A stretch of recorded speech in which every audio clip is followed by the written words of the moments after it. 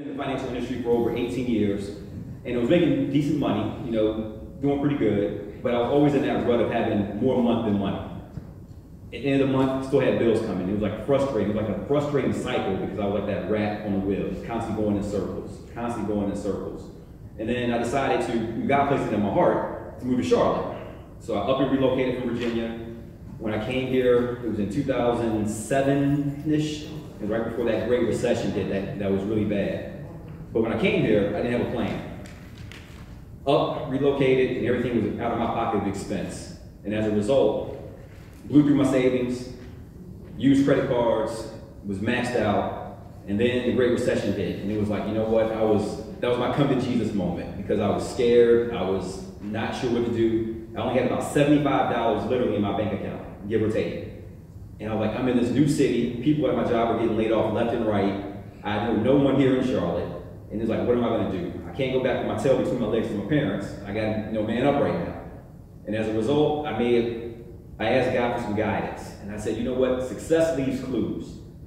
That if you follow principles, that if you implement them, you will see results. So I started becoming a voracious reader on anything with finances. Started studying people like Warren Buffett, Dave Ramsey, Susie Orman, David Bach, just to name a few. But just really wanted to glean from them. And I was like, you know what, if it works for them, if I were to apply it, I can get the same kind of results. It may take a little bit longer, but it will work eventually. And that's what I did. So it didn't happen overnight, but I started to get into a position to where I had breathing room in my finances. It was no longer so close to that razor edge, where if I missed one paycheck, I was scared.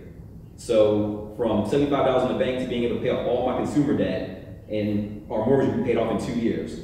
That's how you can do this when you have a plan and you're focused on your finances. So with that, during the course of that time, I found out I had a passion for this. My wife and I, she had a different story. She liked kids, and we started first teaching kids about financial freedom, really helping them change their mind, because this is stuff not really taught in our culture. Mm-hmm. And then from there, it was like, you know what, how can we get this out to more people? So we started our business, Liberation for the Next Generation, and that's what we teach. So that's what we're going to talk about. We're going to get into more detail. So next slide, please. What is financial freedom? So many different definitions. When my wife and I work with clients, we hear that concept all the time. Like, I want financial freedom. I want to get off that rat race, that conveyor belt. But financial freedom is having the ability to spend your time as you desire without financial constraints. It's not going to happen overnight, but it will happen. And most people always say, let me just earn more money. I need more money, more money. But that's not really the key. That's part of the solution, but to get to there, it starts with the renewing of your mindset.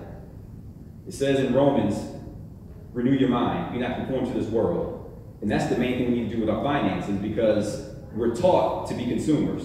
We're taught to go out there and spend. I need the latest whatever it is, whether it's a smartphone or whatever your vice is. That's what we're taught to do.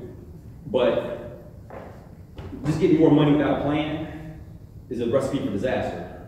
I'm a huge sports fan. And on ESPN, they had a documentary, maybe several years ago. It was called Broke. And they interviewed several NFL athletes. So these guys are making millions of dollars, right?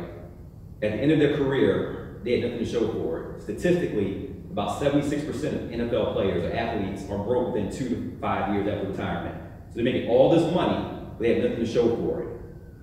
Same thing with people who hit the lottery, or you can earn 6 figures, or whatever that may be. It doesn't matter how much money you're making, it's what are you doing with that money. And that's what we're going to talk about today in this webinar, or this workshop, I should say. So that's a little bit about financial freedom. Now, go back to the next slide, please. Now, the first key step, I'm going to be really practical here, is that oftentimes they say, there's so many moving parts. I want to pay off debt. I want to increase my savings. I want to travel. I want all these things, right? But the key thing is you must first have a plan.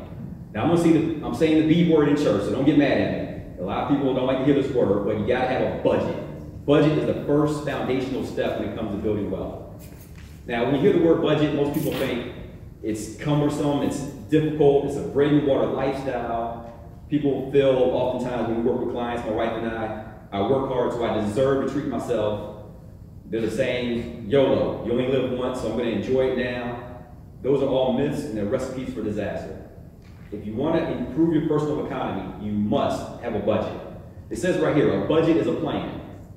That's what it is. It's a plan for how you spend, how you save, and invest the money you make. It says in Proverbs 29:18, where there's no vision, people perish. So what's your financial vision? Where do you want to be a year from now financially? 3 years from now? 5 years from now? If you aim at nothing, you'll hit nothing every single time. You must be intentional and know where you're going. That's how you're gonna see improvement in your personal economy. So, and it starts with the budget. That's the framework, the foundation. Everything is built from the budget. So I talked about some of the negative myths associated with budgets. Next slide, please. One more click. I'm going to talk now about some of the benefits of doing a budget. Go back.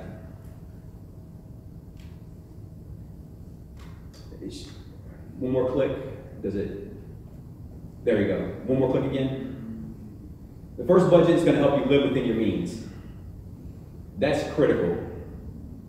As I mentioned before about the ex-NFL athletes or the people who hit the lottery or have six-figure salaries, whatever that may be, if you're constantly spending more than what's coming in, you'll never gain traction in your finances. You'll always be in that rut, of paycheck to paycheck.